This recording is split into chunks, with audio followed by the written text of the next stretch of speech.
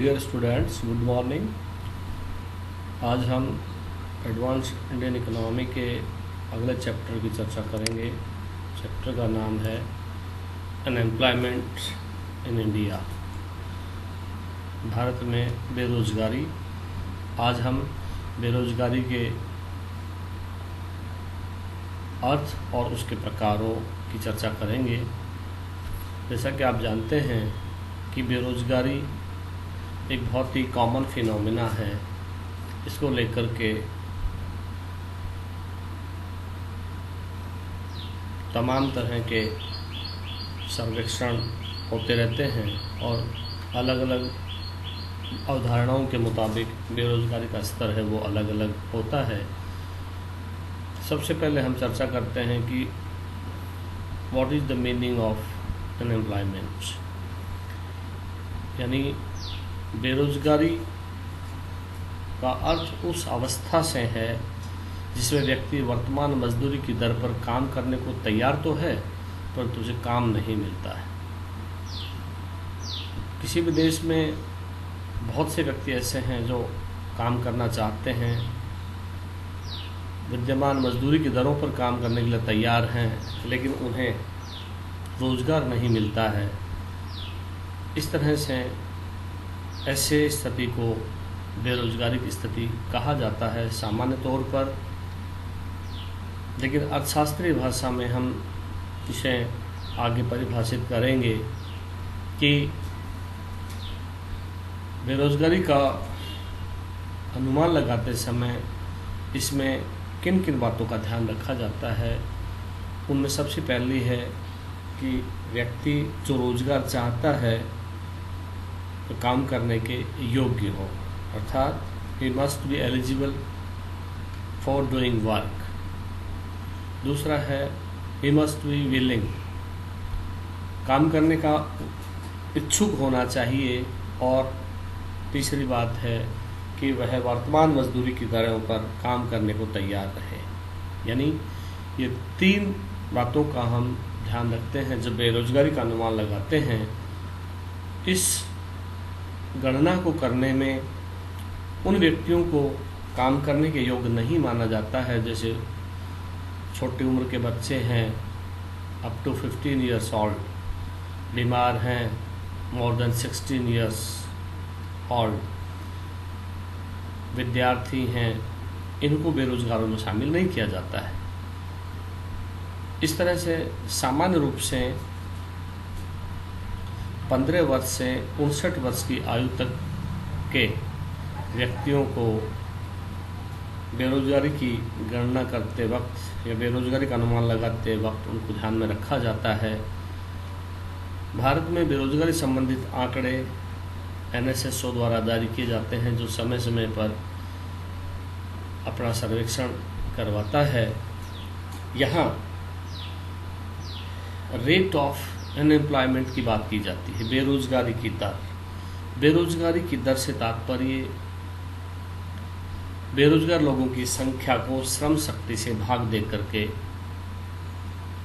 ज्ञात किया जाता है, अर्थात बेरोजगारी की दर इक्वल टू बेरोजगारों की संख्या बाई श्रम शक्ति।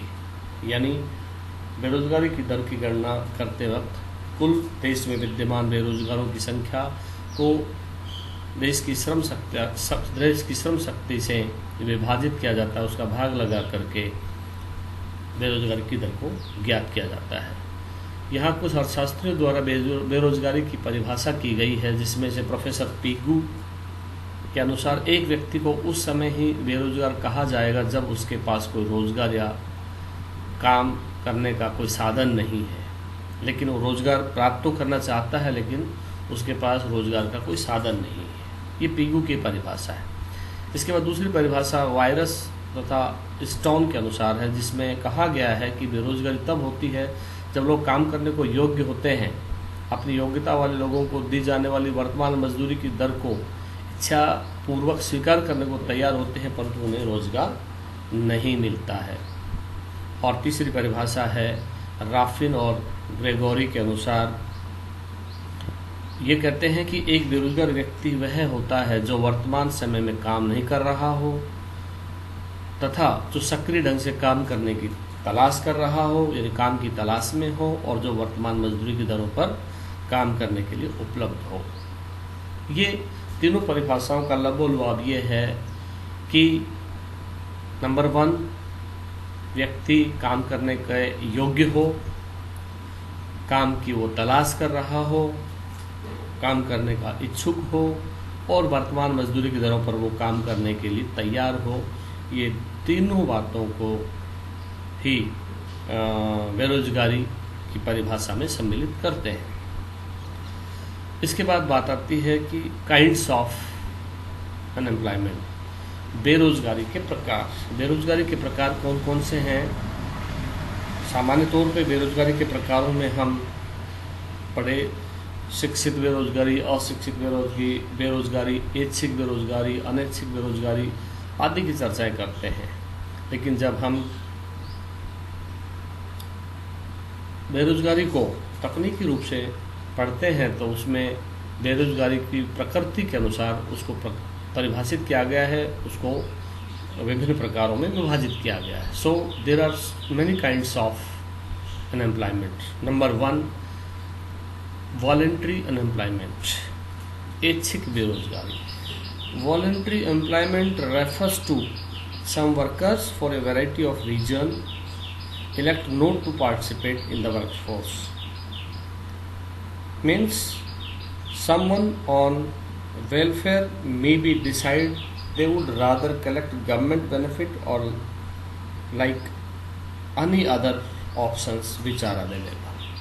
यानी जब श्रमिक मजदूरी को वर्तमान दर पर काम करने को तैयार ना हो, यानी कोई भी व्यक्ति जो वर्तमान दर पर, यानी मजदूरी की जो वर्तमान में दर है उस दर पर काम करने को तैयार ना हो, अथवा काम होने पर भी अपनी इच्छा से काम नहीं करना चाहे, तो ऐसे व्यक्ति को ऐच्छिक बेरोजगार कहा जाता है। और इस तरह के लोगों के समूह को हम ऐच्छिक बेरोजगारी का नाम देते हैं। ये अर्थशास्त्रीय परिभाषा है। इसके बाद दूसरी है अनैच्छिक बेरोजगारी, इनवॉलंटरी अनएम्प्लॉयमेंट। यानी अनैच्छिक बेरोजगारी वह स्थिति है जिसमें श्रमिक मजदूरी के वर्तमान दर पर काम करने को तैयार हो परंतु उन्हें काम नहीं मिल रहा हो। इसे कई बार खुली ओपन अनएम्प्लॉयमेंट भी कह देते हैं, खुली बेरोजगारी भी कह देते हैं। अर्थात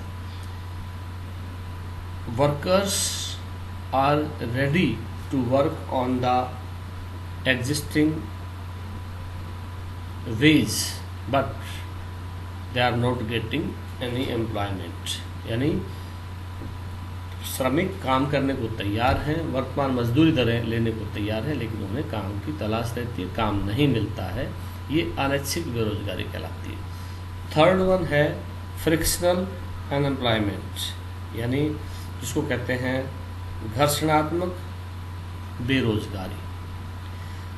Certain factors involved in figuring out the nation's unemployment are fall under the term fractional unemployment. This form of unemployment relates to the jobless rate that moves upward as career professionals drift between job for a variety of reasons. यानी कहने का तात्पर्य घर्षणात्मक बेरोजगारी वह होती है जिसका संबंध एक गतिशील अर्थव्यवस्था में नौकरी को बदलना अथवा श्रम बाजार की अपूर्णताओं के कारण लोग अस्थायी रूप से कार्य बदलना चाहते हैं। यह बेरोजगारी श्रम की गतिहीनता, कच्चे माल की कमी, रोजगार के अवसरों के विषय में जानकारी नहीं होना, बिजली की कमी, मशीनों की टूट फूट, लोगों की रोजगार बदलने की प्रवृत्ति, अच्छे रोजगार की तलाश में होना आदि आदि कारणों की वजह से घर्षणात्मक बेरोजगारी आती है। These are some short term factors which involve in the figuring out the nation's unemployment rate. यानी ये कुछ ऐसे तत्व हैं जिनकी वजह से देश में घर्षणात्मक बेरोजगारी होती है। हमने यहाँ एक डायग्राम भी देने की कोशिश करी है जिसमें टाइप्स ऑफ अनएम्प्लॉयमेंट को दर्शाया गया है, इसको भी ठीक से आप लोग देख लें। इसके बाद नेक्स्ट है संरचनात्मक बेरोजगारी, स्ट्रक्चरल अनएम्प्लॉयमेंट। स्ट्रक्चरल अनएम्प्लॉयमेंट से मतलब यहाँ पर संरचनात्मक बेरोजगारी से है।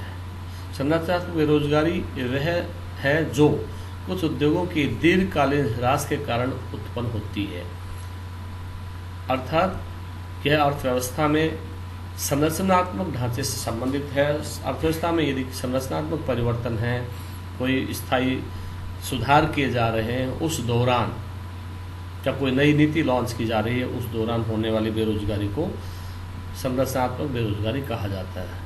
कुछ स्थितियां हो सकती हैं जैसे उत्पादन के अन्य साधनों जैसे भूमि, पूंजी, श्रम आदि की कमी हो, या श्रमिक पुराने उद्योगों में प्रशिक्षित होते हैं परंतु उनके पास कोई निपुणता नहीं होती है, इसलिए जिस प्रकार के श्रमिकों की आवश्यकता है वो नहीं मिलते हैं, अथवा देश का सामाजिक तथा आर्थिक ढांचा पिछड़ा हुआ है, इसलिए श्रमिकों की पूर्ति की तुलना में रोजगार की मात्रा कम होती है, या जब देश की उत्पादन विधि या उत्पादित वस्तुओं की प्रकृति में परिवर्तन होता है या कुछ उद्योग बंद हो जाते हैं। ये स्थितियाँ किसी भी देश में विशेष रूप से अल्पविकसित देशों में आती हैं और उनके कारण ये स्ट्रक्चरल अनएम्प्लॉयमेंट आता है। यानी this form of unemployment is largely defined as unemployment that results from perceived value and skills that an individual brings to a job against the needed different skills required by an employer to do the job correctly। अर्थात यहाँ देश की अर्थव्यवस्था में होने वाले कुछ परिवर्तनों की वजह से कुछ श्रमिक बेरोजगार हो जाते हैं, उसको एक तरह से संरचनात्मक बेरोजगारी कहा जाता है। इसके बाद आता है चक्रीय बेरोजगारी यानी साइक्लिकल अनएम्प्लॉयमेंट से तात्पर्य cyclical employment is similar to structural unemployment in that the business cycle is highly dynamic too and changes all the time. When the economy is on the upswing, companies hire more workers and the unemployment rate spikes upward। अर्थात चक्रीय बेरोजगारी उस वक्त आती है जब देश की अर्थव्यवस्था या मंदी का शिकार हो या किसी तरह के आर्थिक उच्चावचन आ रहे हों। यह बेरोजगारी देश में चक्रीय परिवर्तनों, मंदी अथवा तेजी के कारण पैदा होती है और मंदी के दिनों में देश की प्रभावपूर्ण मांग कम हो जाती है, व्यापारियों के पास बिना बिके हुए माल का स्टॉक हो जाता है।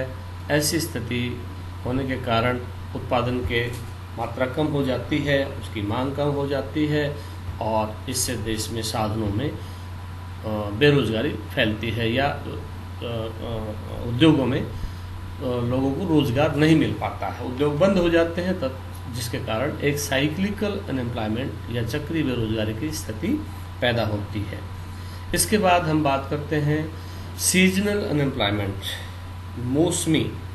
मौसमी बेरोजगारी से तात्पर्य उस स्थिति से है जब कुछ व्यवसायों में श्रमिकों की मांग वर्ष के कुछ समय के लिए ही होती है। विशेष रूप से इसे भारतीय कृषि के संदर्भ में कहा जाता है जब देश में कृषि में लगा हुआ अधिकांश श्रमिक है वो सिर्फ कृषि करने के दौरान ही व्यस्त रहता है। कृषि के कार्यों के संपन्न होने के बाद से लेकर अगली फसल बोने के बीच के दौरान वह बेरोजगार होता है। उस दौरान उसकी कोई आय नहीं होती, उसके पास कोई रोजगार नहीं होता है और इस वजह से भी यहाँ इसको मौसमी बेरोजगारी कहा जाता है। यानी स्पेसिफिक इंडस्ट्रीज में only be open for business at a specific period during the calendar year. ठीक है, तो कहने का तात्पर्य ये मौसमी यानी मौसम के अनुसार जो बेरोजगारी होती है, यहाँ 12 महीने श्रम को रोजगार नहीं मिलता है, यहाँ वर्ष के कुछ महीनों में ही उसे रोजगार प्राप्त होता है। उसके बाद अगला आता है टेक्नोलॉजिकल अनएम्प्लॉयमेंट यानी तकनीकी बेरोजगारी। तकनीकी बेरोजगारी वह बेरोजगारी है जो तकनीकी परिवर्तनों के कारण आती है, which is caused by the technical changes in the system. यह बेरोजगारी तकनीकी परिवर्तनों के कारण उत्पन्न होती है। आधुनिक तकनीकी में मुख्य रूप से पूंजी प्रधान है। ऐसी स्थिति में उद्योगों में, कंपनियों में धीरे धीरे तकनीकी तेजी से बदल रही है, तकनीकी स्थान ले रही है, मशीनें उनका स्थान ले रही है, यानी जो मैनुअल श्रम है, मानवीय श्रम है, उसकी जगह धीरे धीरे मशीनें ले रही हैं। तो ऐसी स्थिति में मशीनों के आने से जो मानवीय श्रम को प्रतिस्थापित कर रही है, उस प्रतिस्थापन की प्रक्रिया की वजह से भी श्रमिकों की भारी मात्रा में उद्योगों से छटनी हो रही है, फलस्वरूप बेरोजगारी बढ़ रही है। तो ये है तकनीकी बेरोजगारी, जो तकनीकी परिवर्तनों, मशीनों के अधिक उपयोग, तकनीक के बढ़ते प्रयोग के फलस्वरूप देश में हाथों से किए जाने वाले श्रम की मांग धीरे धीरे कम हो रही है और मशीनों द्वारा किए जाने वाले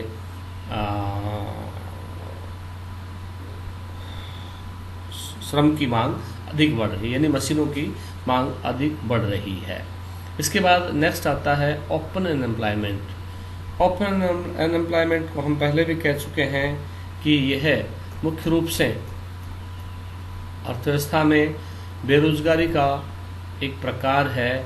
इस प्रकार को हम अनैच्छिक बेरोजगारी भी कह चुके हैं, यानी बेरोजगारी की स्थिति में श्रमिकों को कोई काम नहीं मिलता है। काम के अभाव में श्रमिक सारे दिन इधर के उधर मारे फिरते रहते हैं, यानी पूरी तरह बेकार रहते हैं।